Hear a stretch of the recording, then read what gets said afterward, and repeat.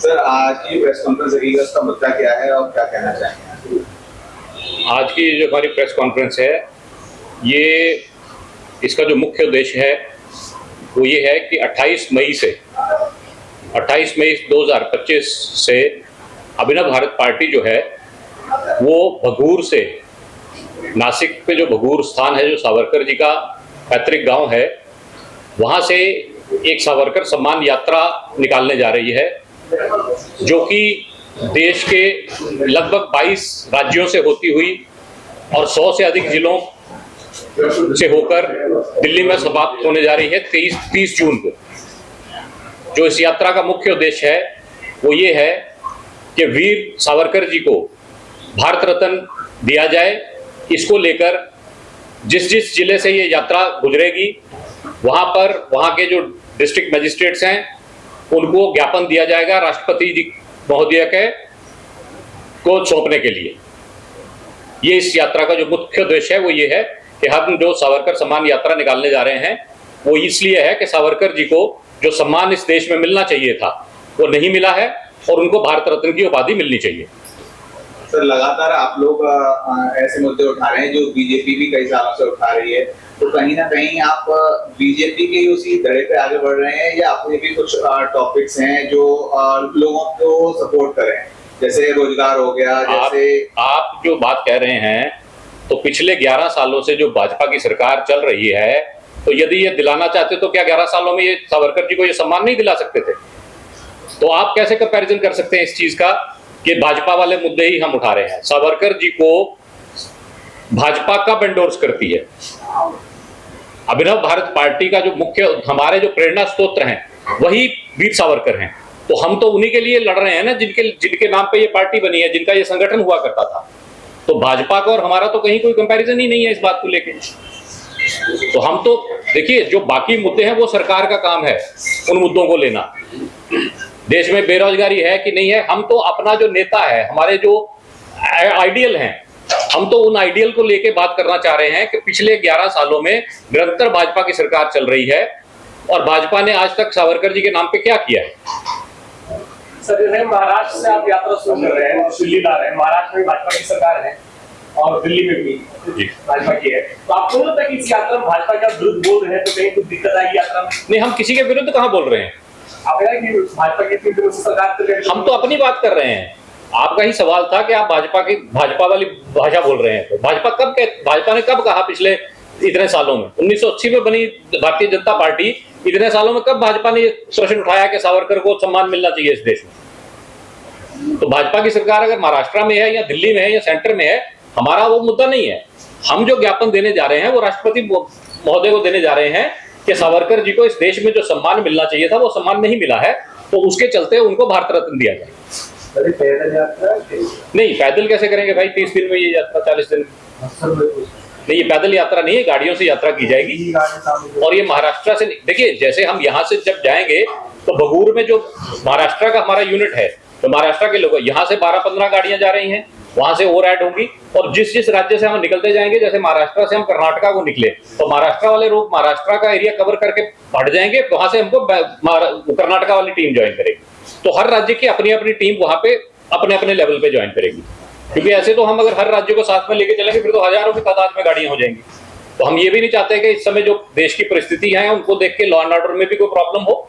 हम एक बिल्कुल शांतिपूर्वक यात्रा निकालना चाह रहे हैं, जिसमें हम वहां के जो डिस्ट्रिक्ट मजिस्ट्रेट, जो हमारे रूट में डिस्ट्रिक्ट मजिस्ट्रेट पड़ेंगे, उनको हम ज्ञापन सौंपेंगे। इससे ज्यादा हमारा कोई कार्यक्रम नहीं। सर, आपके सब फिक्स है इसमें लोग, इतने लोग भी जाएंगे और कोई लोग जुड़ सकता है? नहीं, कोई भी जुड़ सकता है, हम तो सबका स्वागत करते हैं जो आना चाहता है। हम अभिनव, देखिए पॉलिटिकल पार्टी हैं हम, इसमें तो हम हर आदमी का स्वागत करेंगे, जो इसमें आना चाहता है उसका स्वागत है। इतने सारे स्वतंत्रता संग्रामी, तो आप लोगों ने वीर सावरकर जी को क्यों चुना? वीर सावरकर जी को इसलिए चुना क्योंकि हमारी आइडियोलॉजी ही वीर सावरकर की है। हमने आपको पिछली प्रेस कॉन्फ्रेंस में भी बताया था कि अभिनव भारत संगठन जो था वो वीर सावरकर ने 1904 में बनाया था और उन्हीं ने अपने जीवांत ही इस संगठन को बंद कर दिया था। उसके बाद आज की डेट में हमने 2022 में अभिनव भारत नाम से ही पॉलिटिकल पार्टी रजिस्टर कराई है और हम उसी को, हम अपना प्रेरणा सूत्र जो है वो वीर सावरकर जी को भी मानते हैं। ऐसा नहीं है कि हम देश के बाकी जो स्वतंत्रता सेनानी हैं उनको नहीं मानते, लेकिन मुख्यतः जो हमारे हीरो हैं वो वीर सावरकर है। तो हमको जो लड़ाई लड़नी है उनके सम्मान के लिए लड़नी है। सर अभी देश में भारत पाकिस्तान का मुद्दा चल रहा है, बीजेपी के जो स्टैंड था कैसा देखते हैं? क्या बीजेपी अपने स्टैंड में सफल रही या आपके अकॉर्डिंग बीजेपी इस काम में फेल रही है? देखिए, पहले तो मैं आपको ये करेक्ट करता हूं कि भारत पाकिस्तान का जो मुद्दा है वो भारतीय जनता पार्टी का मुद्दा नहीं। मेरा कहने का मतलब ये है- आप जब सरकार की बात करते हैं तो आप भारत सरकार की बात क्यों नहीं करते? क्या ये भाजपा की सरकार है? प्रधानमंत्री किसी एक पर्टिकुलर पार्टी का कभी नहीं होता, वो देश का होता है, तो सरकार देश की है। तो ये भाजपा का मुद्दा नहीं है, ये सरकार का मुद्दा है। और हमारा ये मानना है कि 22 तारीख को जो पहलगाम में नरसंहार हुआ, जहां हिंदुओं को चिन्हित करके उनके नाम पूछकर उनकी हत्याएं की गई, उसका जो मुंह तोड़ जवाब हमारी भारतीय सेना ने दिया है, हम उसका भरपूर स्वागत करते हैं और हम उसके लिए अपनी भारतीय सेना के साथ खड़े। जैसे आप सावरकर जी के लिए अपना मुहिम चला रहे हैं, ऐसे ही सेना के लिए कोई सम्मान राशि या उसके लिए भी जो आपकी यात्रा है उसमें कुछ मांगे उठेंगी आपकी? नहीं, देखिए, सेना अपना काम बखूबी करती है। सेना के लिए ना तो किसी को कुछ मांगने की जरूरत है, ना सेना को कुछ देने की जरूरत है। सेना अपने भारतीय सेना जो है वो सक्षम है। वो पिछले 5 से 7 दिन में आप लोगों ने देख लिया कि भारतीय सेना ने क्या किया है। और यही फ्री हैंड अगर इनको 4 दिन और दिया जाता तो मुझे नहीं लगता कि जो आज हमारे प्रधानमंत्री ये कह रहे हैं कि बात सिर्फ आतंकवाद पे होगी, बात सिर्फ पीओके पे होगी, ये पीओके का मुद्दा तो रहता ही ना। आपने लीनियंसी तो आपकी सरकार ने बरती है, सरकार सेना तो तैयार बैठी है आपकी। आपका पूरा रोड मैप तैयार हुआ सर यात्रा का? हाँ, बिल्कुल हो गया है। और सारे राज्यों में परमिशन वगैरह सब हो गया? हाँ, बिल्कुल हो गया है। अगर कहीं कुछ ऐसी रुकावट आती है नहीं, पहली बात तो ये है कि परमिशन किस बात की? यात्रा के लिए हर चीज आप गाड़ी आपका काफिला जाएगा, कहीं ट्रैफिक लगेगा तो हम कहीं कोई डिस्टर्बेंस नहीं क्रिएट कर रहे भैया। जैसे मैं घर से 4 गाड़ियां लेके निकला हूं तो मैं 4 गाड़ियां लेके जा रहा हूं। मेरा मुख्यतः उद्देश्य क्या है कि हमको 28 मई को जो उनकी पुण्यतिथि है उस दिन वहां पे कार्यक्रम करना है, जयंती पे, सॉरी, जो उनकी जयंती है उस पे अपने को वहां कार्यक्रम करना है। सावरकर जी के हम पैतृक घर पे जाके वहां से हमने इसके लिए जो उनके पड़पोत्र हैं रंजीत सावरकर, उनको एज ए चीफ गेस्ट उसमें इन्वाइट किया है। यात्रा को फ्लैग ऑफ जो है वो रंजीत सावरकर करेंगे। तो हमारा ये है कि हम बिल्कुल पीसफुल तरीके से, जैसे हम रोड पे ट्रैवल करते हैं उस तरीके से जाएंगे। आप तो 4 गाड़ी लेके जाएंगे, आप नेशनल प्रेसिडेंट है, फाउंडर है, जाहिर सी बात है जब कहीं नेशनल प्रेसिडेंट कहीं भी जाएंगे 2-4 गाड़ी उसके आगे पीछे और भी लग जाएंगे। बिल्कुल जाएंगे। 150-200 लोग इकट्ठा हो जाएंगे, बिल्कुल जाएंगे। नारे लगेंगे, जाहिर सी बात ट्रैफिक नहीं, नारों वाला कोई काम नहीं है इसमें। आपके स्वागत के लोग जब हम ज्ञापन नहीं, हम जो ज्ञापन देना, हमारा कार्यक्रम क्या है, हमारा मुख्य उद्देश्य क्या है कि हमको जिस रूट से जाना है उस जिला का जो डीएम पड़ता है उसको हमको ज्ञापन सौंपना है। और जो हमको कंक्लूड करना है 30 जून को, यहाँ 30 जून को आप लोगों के साथ फिर बैठेंगे और 1 तारीख को हमारा ये प्रोग्राम है कि 1 जुलाई को हम राष्ट्रपति महोदया से समय मांग रहे हैं। लास्ट ज्ञापन जो है वो उनको सौंपा जाएगा। सर आप लोगों की क्या भूमिका रहने जा रही है और कोई आपके साथ में आप कुछ कहना चाहें? जी, बेशक। बहुत दिनों से बातें चलती रही हैं कि सावरकर वीर पुरुष हैं, कोई उन्हें कुछ कहता है, कोई कुछ कहता है।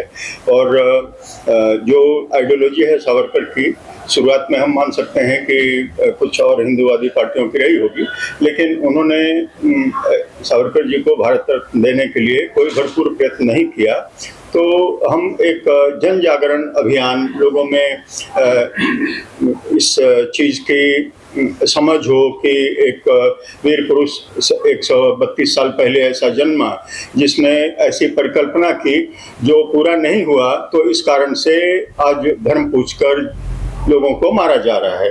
अगर एक समर्थ देश, एक समर्थ राष्ट्र, एक सामर्थ्यवान राष्ट्र, अगर हमने बनाना है तो सावरकर की परिकल्पना को हम लोगों ने साकार रूप में देना है। और अगर इसके लिए सावरकर का और भी 40 से ज़्यादा किताबें उन्होंने लिखी हैं, उनका जो शौर्य है वो तो अतुलनीय है। तो जब तक उनके बारे में जन जन में ये आवाज़ नहीं पहुंचेगी, तब तक मुझे लगता है कि भारत सरकार टालमटोल करती रहेगी या इसमें डिले करती रहेगी।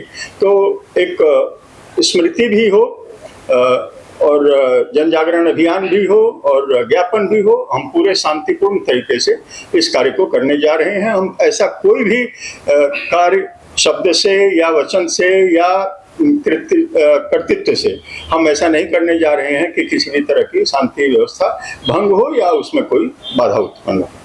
चेतन जी, हमारे जो पिछले सेनानी रहे हैं जिनकी कुर्बानी के कारण आज हमारा देश आजाद गिना जाता है, आप उनको सम्मान देते हुए, पूर्ण देते हुए और देश के कल्याण के लिए हिंदुस्तान एक रहे उसके लिए कार्य कर रहे हैं, वे बधाई के पात्र हैं। आपकी नज़र में कोई ऐसा संदेश जो आज मीडिया के माध्यम से आप चाहते हैं कि कोई रह गया है, तो उसको आप एक शब्द में बता सकते हैं, एक लाइन में बता सकते हैं कि मैं ये मैसेज देना चाहता हूँ जो देश समाज को चला है। देखिए, हमारा एकमात्र आज के समय में जो हमारा मैसेज है वो बड़ा क्लियर एंड लाउड है कि हम भारत सरकार से सिर्फ इस समय की यही मांग है कि सावरकर जी को जो उनकी उपलब्धियां रही उनके चलते जो सम्मान नहीं मिला है वो सम्मान उनको इस देश में मिलना चाहिए और उनको भारत रत्न की उपाधि मिलनी चाहिए।